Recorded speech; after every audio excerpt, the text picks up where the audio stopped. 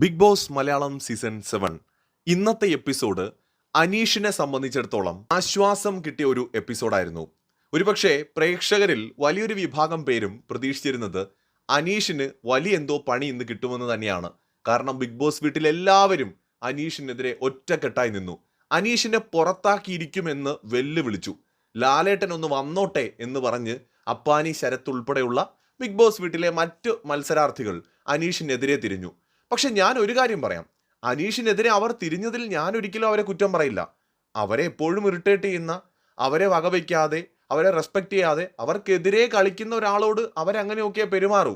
പിന്നെ അതിൻ്റെ തീവ്രതയൊന്ന് കുറയ്ക്കാം. ഇത്രയും ദേഷ്യത്തിൻ്റെ ആവശ്യമില്ല, വെറുപ്പിൻ്റെ ആവശ്യമില്ല. തിരിച്ച് അനീഷിനെതിരെ ഗെയിം കളിക്കാൻ അവർ ശ്രമിച്ചാൽ മാത്രം മതി. രണ ഫാത്തിമയും ഷാനവാസും ഒക്കെ അനീഷിനെ കൈകാര്യം ചെയ്യുന്നതിൽ കുറച്ച് മിടുക്ക് കാണിക്കുന്നുണ്ടെന്ന് എനിക്ക് തോന്നാറുണ്ട്. കാരണം അനീഷിനെ അങ്ങോട്ട് ഇവർ വിചാരിച്ചാൽ പ്രൊവോക്ക് ചെയ്യാൻ പറ്റും. ആ രീതിയിൽ നൈസായിട്ട് ഗെയിം കളിക്കാവുന്നതേ ഉള്ളൂ. ശത്രുതയുടെയും വെറുപ്പിന്റെ ആവശ്യമൊന്നുമില്ല. പുറത്തിറങ്ങി കേസ് കൊടുത്ത് അകത്താക്കേണ്ട കാര്യമൊന്നും ഇല്ലെന്നേ. അനീഷ് ഒരു സാധാ ഗെയിമറാണ്. പക്ഷെ അയാൾക്കൊരു സ്ട്രാറ്റജി ഉണ്ട്, ഒരു ലക്ഷ്യമുണ്ട്. അയാൾക്ക് ഗെയിമിനെ കുറിച്ച് നല്ല ധാരണയുണ്ട്.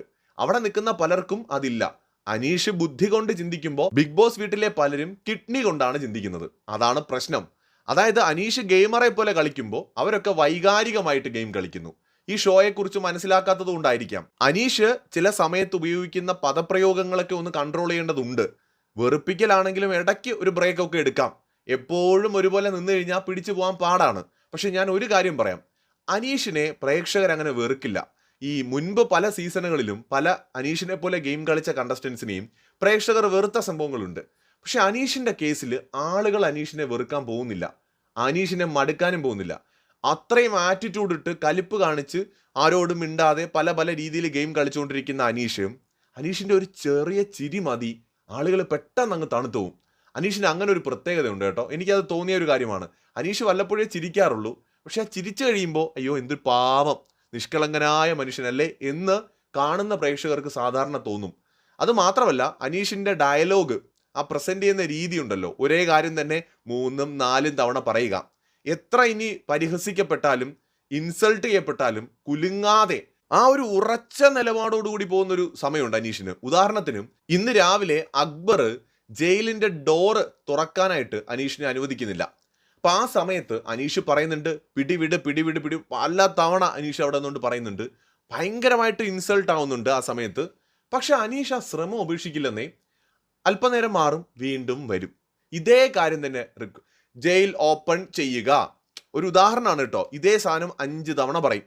5 തവണ പറയുമ്പോൾ ഒരു സെറ്റായി, പിന്നെ ഒന്ന് കറങ്ങിയിട്ട് വീണ്ടും വരും, വീണ്ടും 5 തവണ പറയും. ഈ രീതിയിലാണ് അനീഷ് പോകുന്നത്. അതായത് ഒരേ കാര്യം റിപ്പീറ്റ് ചെയ്ത് പറഞ്ഞുകൊണ്ടിരിക്കും. എനിക്ക് അത്ഭുതം തോന്നി, ഒരാഴ്ച ഈ മനുഷ്യൻ ആരോടും ഒരു ബന്ധവും സ്ഥാപിക്കാതെ, ആരോടും ഈ കുശലം പറയാനോ അവരെക്കുറിച്ച് ഏതെങ്കിലും ഒരു വ്യക്തിയെക്കുറിച്ച് ചോദിച്ചറിയാനോ ഒന്നിനും ശ്രമിക്കാതെ, ഒരു ചർച്ചകളിലും പോയി പങ്കെടുക്കാതെ എങ്ങനെയാണ് ആ മനുഷ്യൻ 5ഓ 6ഓ ദിവസം അവിടെ നിന്നു എന്നുള്ളതാണ്. ഒരാളോടും ഒരു കമ്മിറ്റ്മെന്റും ഇല്ല, ഒരു തരത്തിലുമുള്ള റിലേഷൻഷിപ്പും ബിൽഡ് ചെയ്യുന്നില്ല. എല്ലാവർക്കും എതിരായിട്ട് നിന്ന് ഗെയിം കളിക്കുന്നു. ആരോടും ഫേവററ്റിസം ഇല്ല, ആരോടും പ്രത്യേക മമതയില്ല, ഏതെങ്കിലും ഒരാളോട് മാത്രമായിട്ട് അങ്ങനെ ഭയങ്കരമായ ശത്രുതയും ഇല്ല. അയാൾക്കെതിരെ വരുന്നവരോട് അയാൾ അതേ നാണയത്തിൽ ഡീൽ ചെയ്യുന്നു. അതേ സമയത്ത് അയാളോട് വളരെ സ്നേഹത്തോടെ പെരുമാറുന്ന ഒരാളാണെങ്കിലും അയാളുടെ കണ്ണിൽ അയാൾക്ക് തെറ്റെന്ന് തോന്നിക്കഴിഞ്ഞാൽ, അയാളുടെ കണ്ണിലാണ്, ചിലപ്പം എനിക്ക് അയാൾ ചെയ്യുന്നത് ശരിയായിട്ട് തോന്നില്ല കേട്ടോ, പക്ഷെ അയാളുടെ കണ്ണിൽ അയാൾക്ക് തെറ്റെന്ന് തോന്നിക്കഴിഞ്ഞാൽ അയാൾ വളരെ പരുഷമായി തന്നെ റിയാക്ട് ചെയ്യുന്നു. ആ രീതിയിലാണ് അയാൾ ആ ഗെയിം കളിച്ച് മുന്നോട്ട് പോകുന്നത്. വളരെ സീരിയസ് ആയിട്ട് എടുക്കേണ്ട ഒരു കണ്ടസ്റ്റന്റ് ആണ്. ബിഗ് ബോസ് വീട്ടിലെ പലരും നിസ്സാരമായിട്ട് അയാളെ കണ്ടിട്ടുണ്ടെങ്കിൽ അവർക്ക് തെറ്റും, അവർക്ക് ഉറപ്പായിട്ടും തെറ്റും. ഇനിയുള്ള ദിവസങ്ങളിൽ അവരുടെ കണക്കൂട്ടലുകളെല്ലാം തെറ്റും. അവർ അനീഷിനെ നൈസായിട്ട് ഹാൻഡിൽ ചെയ്യാൻ പഠിച്ചേ പറ്റൂ. ഇല്ലെങ്കിൽ അനീഷ് അവരുടെ പലരുടെയും കസേര തെറിപ്പിക്കാൻ സാധ്യതയുണ്ട്. കൂടുതൽ അപ്ഡേറ്റുകളുമായി വീണ്ടും വരാം.